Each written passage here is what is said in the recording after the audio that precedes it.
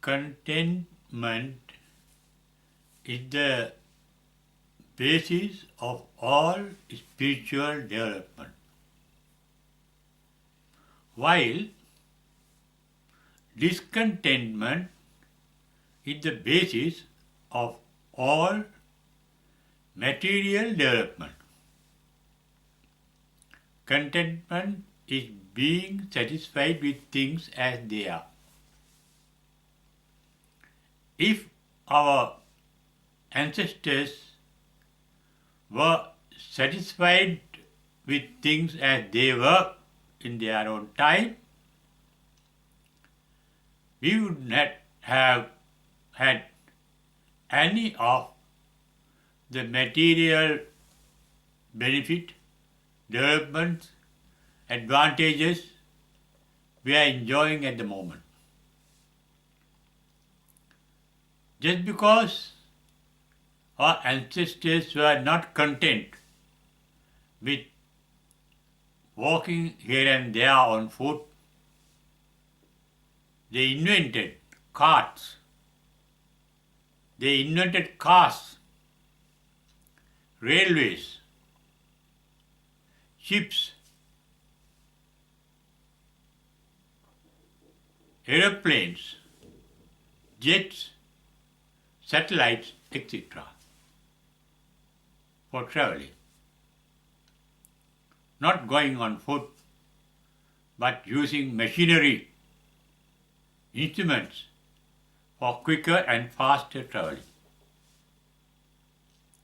It is this fast traveling that has brought all the material developments, material prosperities we are enjoying at the moment. Even in our normal life, if we are content with things as they are, we won't make any improvement. We won't get educated. We won't start earning more and more money to buy more and more things that we need. Our struggle throughout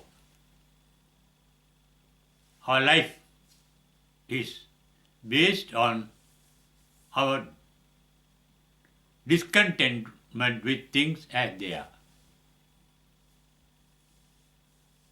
In searching more and more things for satisfaction, for enjoyment.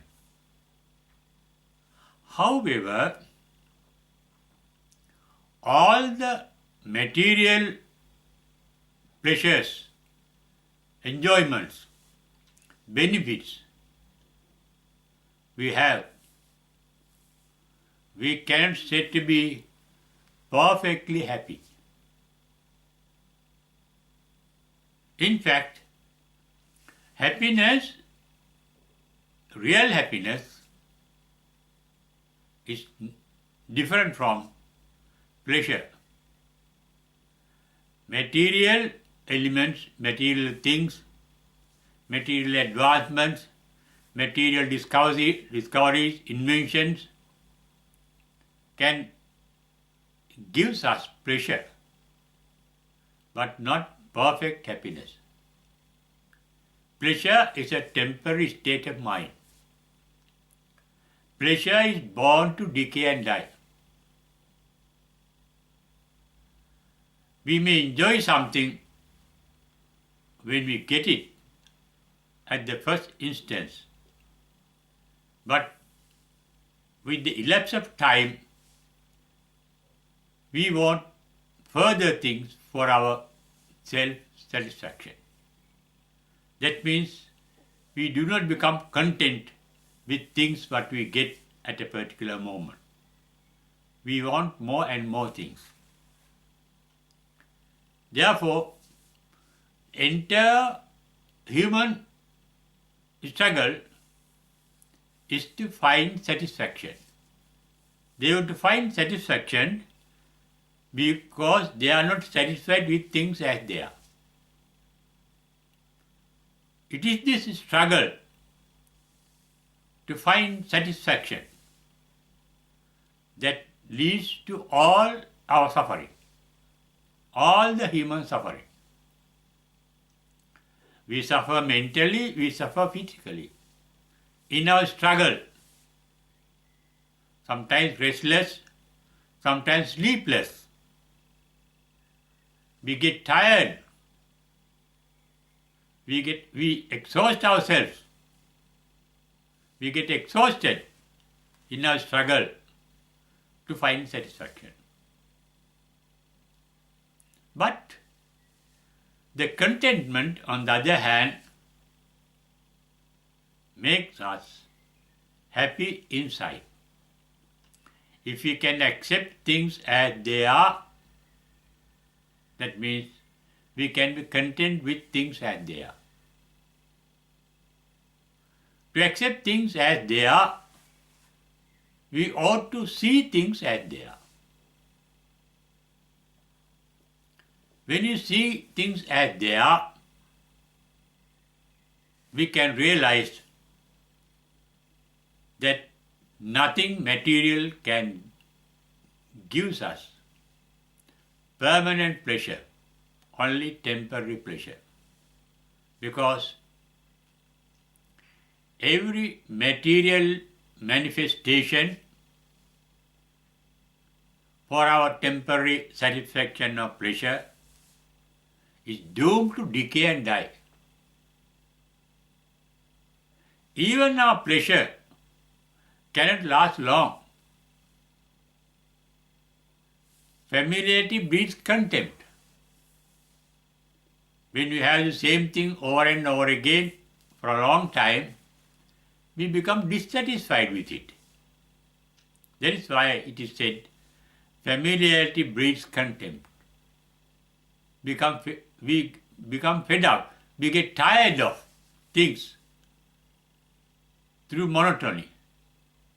When you have the same thing in the same way, in the same fashion for long. That means our mind is incapable of being content with things as they are. It is always searching for novelty, for changes. As I mentioned earlier, it is this human nature that became the mother of all inventions, all discoveries. All the material advancements we have made, all the technical advancements, all the scientific advancement for our benefit, for our pleasure, were due to the human discontentment. But as I mentioned earlier, nothing material can give us, nothing material can give us the real happiness, the bliss of mind. The more we are attached to material gains, more we become unhappy. Because we fear losing them. Because whatever material that we get and get satisfied with and enjoy the pleasure of cannot last long. As I mentioned earlier, material manifestations are bound to decay and die. Whatever that is generated is subject to degeneration. That is the evil of all material pleasures. But the spiritual pleasure can be everlasting, non-degenerating. Because you are content with things as they are in your spiritual life. However, as practical persons, we have to make a balance between our contentment and discontentment.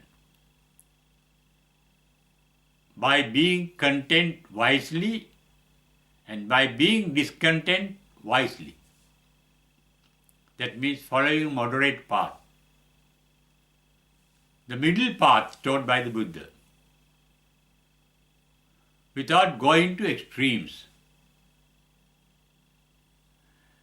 Extreme materialism is harmful.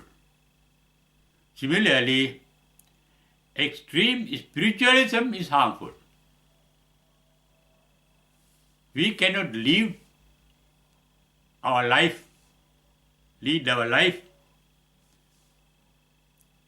if we are too much concerned spiritually, because we make no material progress. We become content with things as they are. No progress is made. If we were to live in a material world, we have at least basic material needs to be satisfied. But if we go to extremes, even in satisfaction, that leads to innumerable suffering. Some people are not content with wealth, with money, with fame, with power, with wives, with husbands, with popularity. Nothing can make certain persons happy or satisfied or content with. They want more and more things. As I mentioned earlier, that is the human nature. Therefore, being content with things is a superhuman nature. The spiritual nature, which I mentioned, both the material nature and the spiritual nature has to be used moderately, without going to extremes. Making a balance. If we are having the basic material needs, we can be content and satisfied with it. And that is the beginning of spiritual development.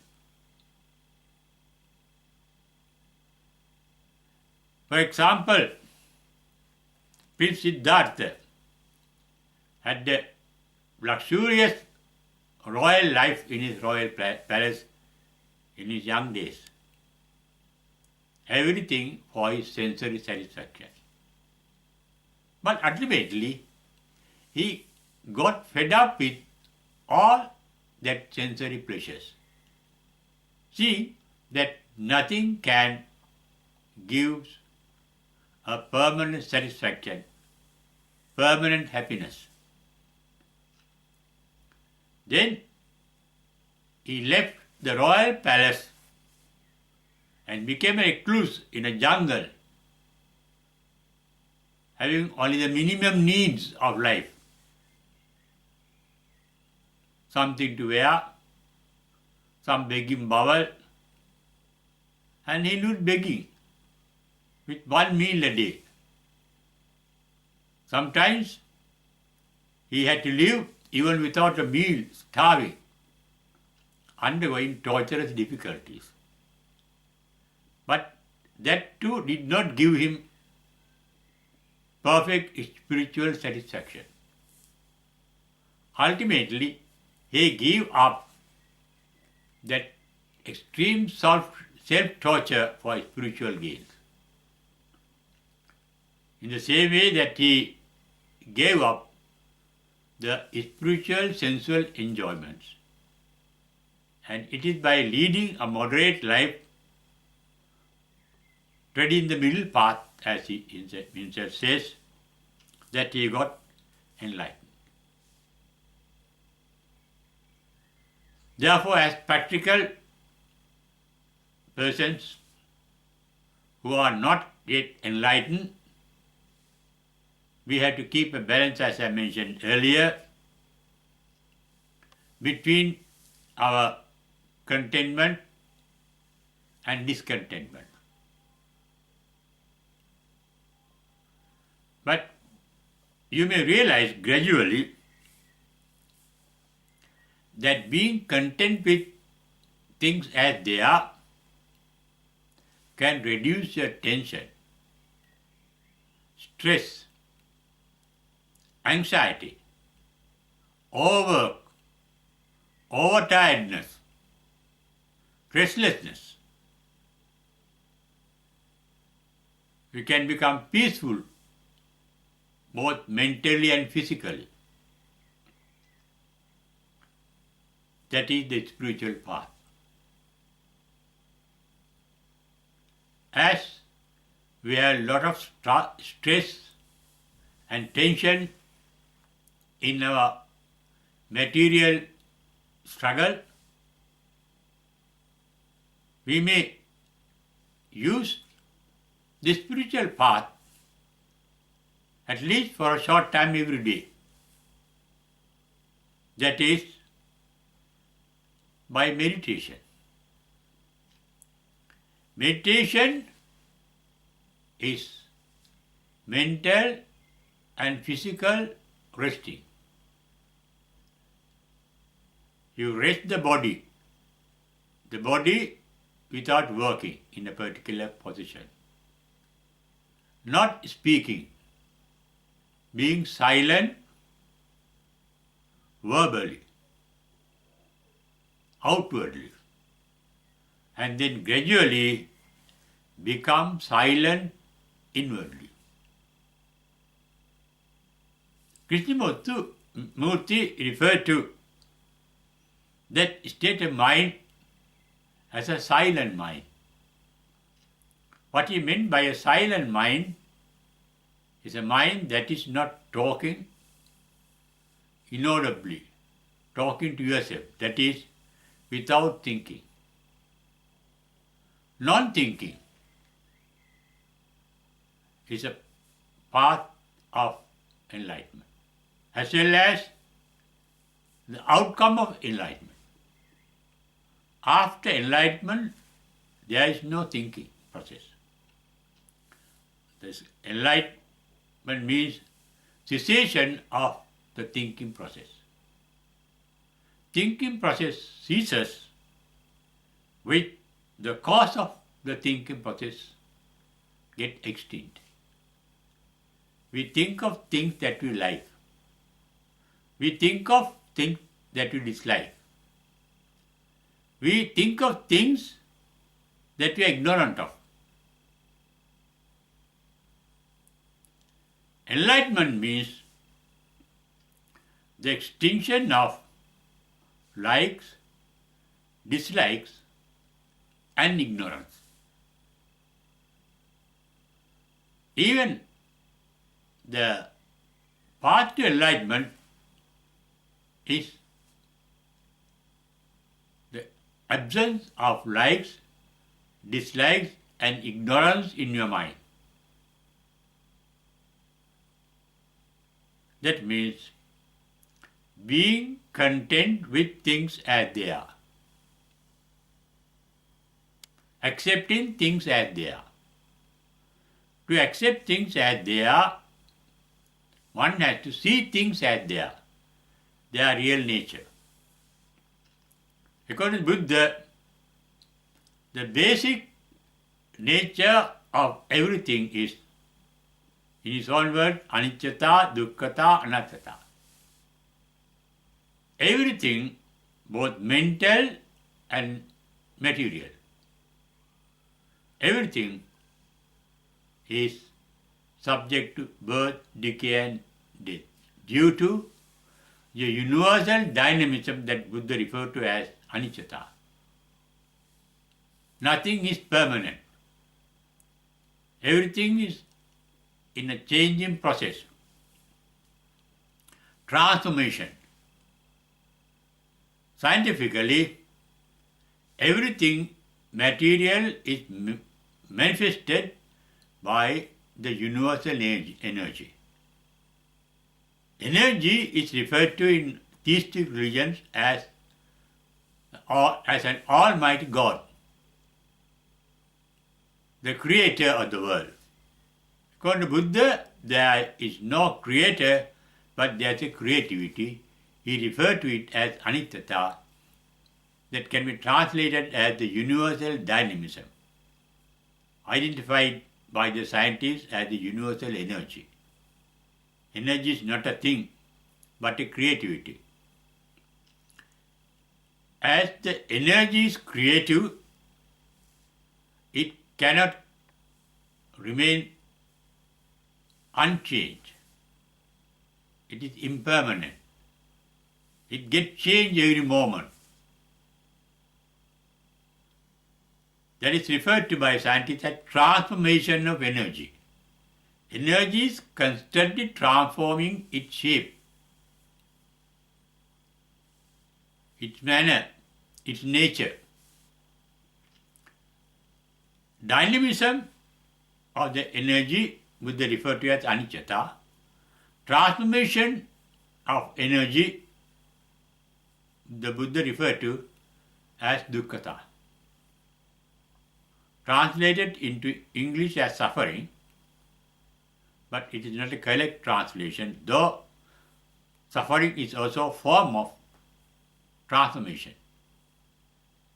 Pleasant mind becomes unpleasant, happy mind becoming unhappy. That is suffering. If because of the universal transformation, constant transformation, nothing can remain a permanent identity that Buddha referred to as anatmata. There is no permanent soul in us. There is only a process of changing in us. Changing means everything within or outside is born to decay and die. Birth, the Buddha referred to as jati. Decay, he referred to as jara. Death, he referred to as marana. That is the universal nature. When you know that things are born to decay and die, they happen scientifically instantly.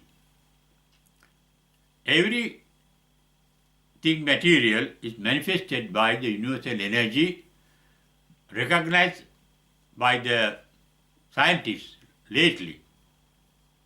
That is their last theory that was founded between 1970 and 1995. That theory is called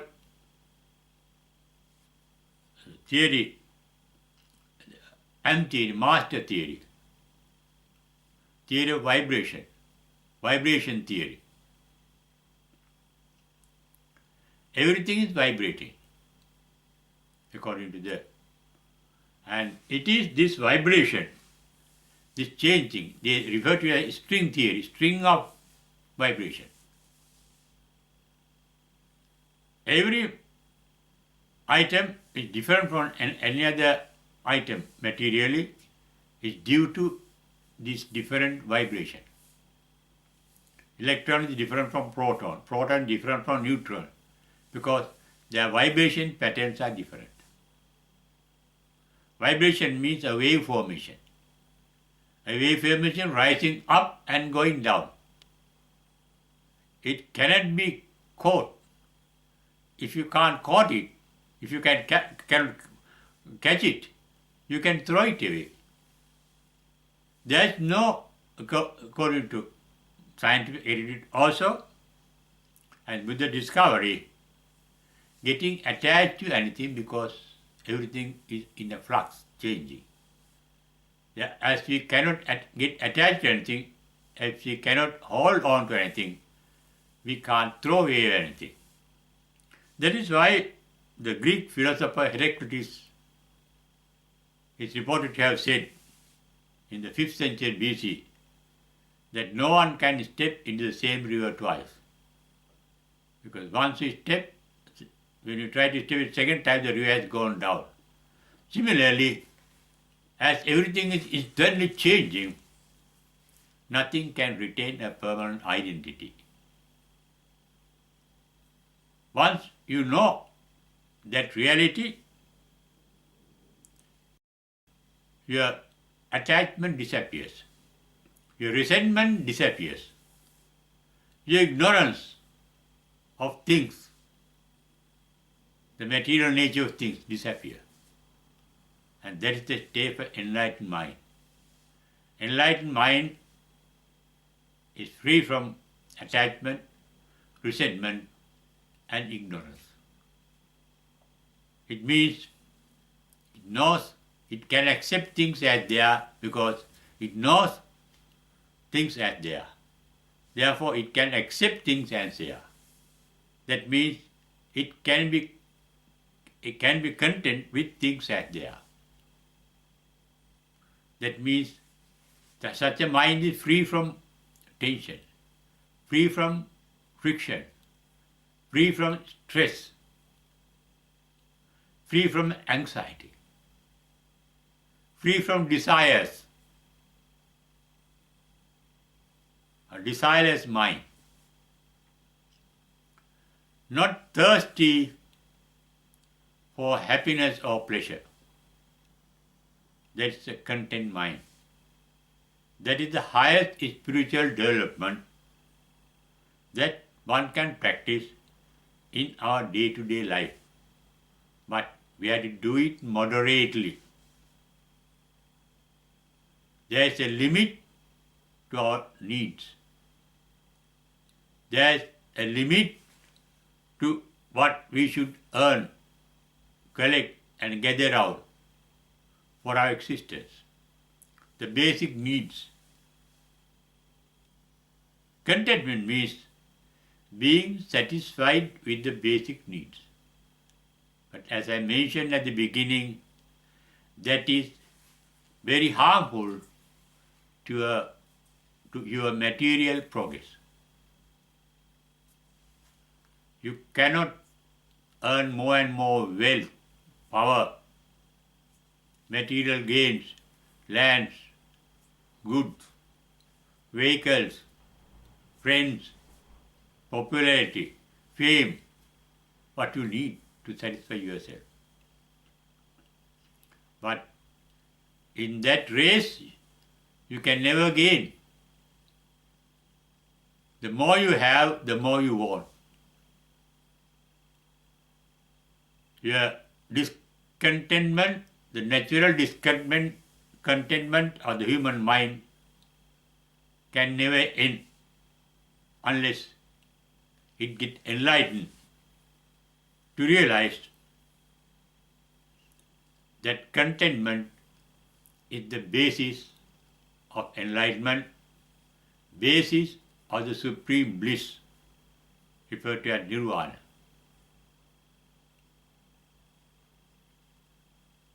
That one has to practice by understanding it correctly by oneself.